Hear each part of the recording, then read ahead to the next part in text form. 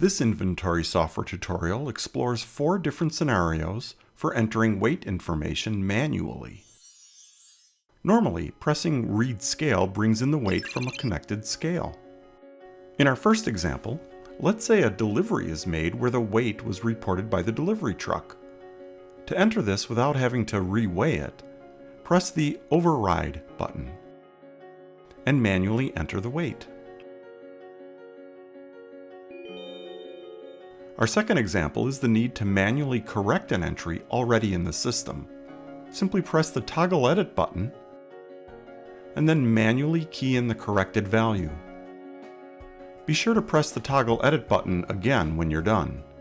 Note, this feature can optionally be password protected. In our third example, we'll show how the software can be configured in case your scale doesn't communicate with the PC. By logging in as administrator, you can edit the settings and change the scale COM port to be blank. The software then switches to manual mode.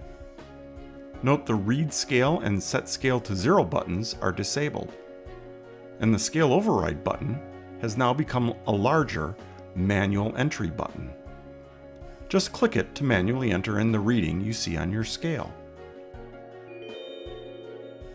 When you do get a scale that talks to a PC, enter the scale settings to turn that feature back on. Our final example covers how to manually backdate an entry. Only administrators can perform this function, so log in and then click on the History button.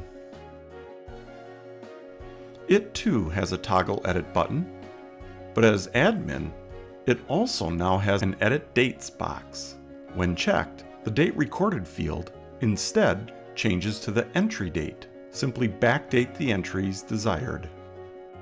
Then remember to log out as administrator when you're done. To learn more about our inventory software, you can review the manuals on the website or contact us. We'd love to help.